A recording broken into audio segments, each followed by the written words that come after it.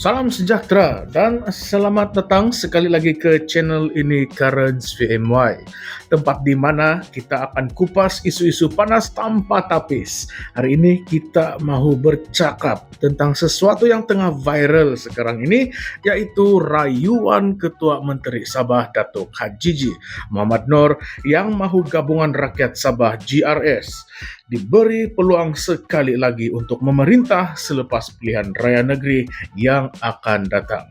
Tapi yang menariknya, majoriti netizen menolak mentah-mentah rayuan itu. 95% daripada komen yang diterima di Facebook Sabah News Today menunjukkan rakyat Sabah jelas tidak mahu GRS lagi. Kenapa pula jadi macam ini? Apa yang rakyat marah betul dengan dia ini? Dan adakah ini tanda kejatuhan Hajiji dan GRS? Mari kita bincang sampai habis. Hajiji baru-baru ini bercakap di hadapan kira-kira 7.000 pegawai dan kaki tangan kerajaan di SICC Kota Kinabalu.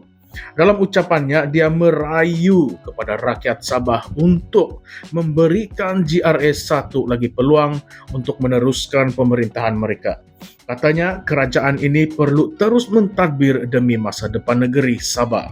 Tetapi malangnya rayuan ini bukan sahaja tidak mendapat sambutan, malah dikecam hebat oleh netizen Sabah sendiri. Komen demi komen yang muncul di media sosial menunjukkan majoriti rakyat Sabah menolak kepimpinan Hajiji. Aduh, dahsyat sungguh perkara ini kan.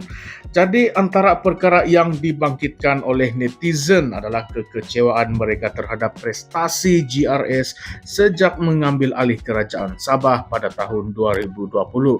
Ramai yang menyatakan bahwa bukan sahaja kerajaan ini gagal menyelesaikan masalah asas rakyat, tetapi juga membiarkan gejala rasuah dan salah guna kuasa terus berleluasa.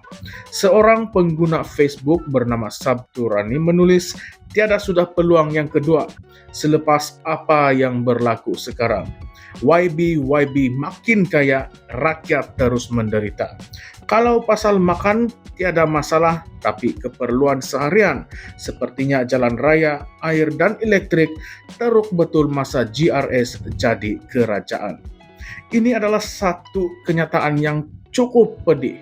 Tapi adakah ia mencerminkan realiti di Sabah? Mari kita tengok balik apa yang GRS janjikan dulu.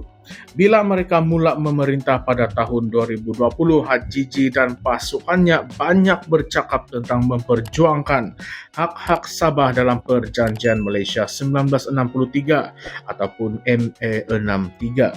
Mereka berjanji ingin memastikan Sabah dapat lebih banyak autonomi, hasil minyak yang lebih besar, dan pembangunan infrastruktur yang lebih baik.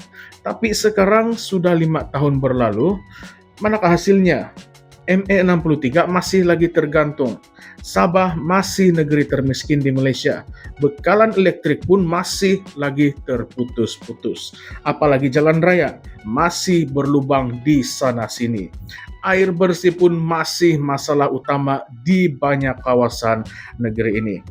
Kalau semua isu-isu ini tidak berubah, macam mana lagi rakyat mau bagi peluang dengan mereka? Kalau kita tengok komen-komen netizen yang lain, ramai yang rasa tertipu dengan janji-janji manis kerajaan. Seorang lagi pengguna Facebook telah menulis, cukuplah sudah apa yang Sabahan rasa 5 tahun memerintah. Kemas-kemaslah pejabat kamu itu. Maksudnya bagi mereka GRS sudah cukup masa dan kini masa untuk keluar. Ini bukan lagi sekadar rungutan kecil, ini adalah satu gelombang ketidakpuashatian yang sangat besar. Bila majoriti rakyat bersuara macam ini, itu adalah petanda ada sesuatu yang tidak kena dalam kerajaan. Tapi ini juga menimbulkan persoalan yang besar. Kalau bukan GRS, siapa yang patut memerintah Sabah? Warisan yang pernah mentadbir sebelum ini juga mempunyai rekod yang bercampur baur. Ada yang kata mereka lebih baik daripada GRS, tapi ada juga yang kecewa dengan cara mereka mengurus negeri sebelum ini. Adakah rakyat akan kembali kepada warisan? Atau mungkinkah Perikatan Nasional akan mengambil alih Sabah kali ini? Satu lagi persoalan menarik. Adakah ini tanda bahwa rakyat Sabah semakin bosan dengan wajah-wajah lama dalam politik? HJJ sudah pun jadi adun sulaman selama 7 penggal sejak 1990. Itu lebih 30 tahun dalam politik. Rakyat Sabah mungkin sudah letih dengan pemimpin yang sama, dengan cara pentadbiran yang sama, dan janji-janji yang tidak pernah ditepati. Mungkin sudah sampai masanya untuk muka-muka baru mengambil alih.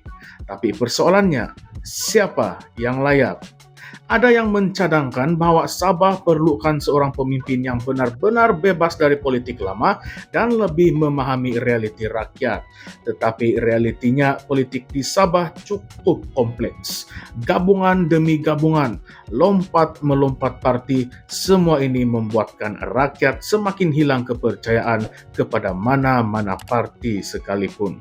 Jadi, adakah Sabah memerlukan satu gelombang baru untuk pergerakan rakyat yang benar-benar bebas dari pengaruh parti politik tradisional?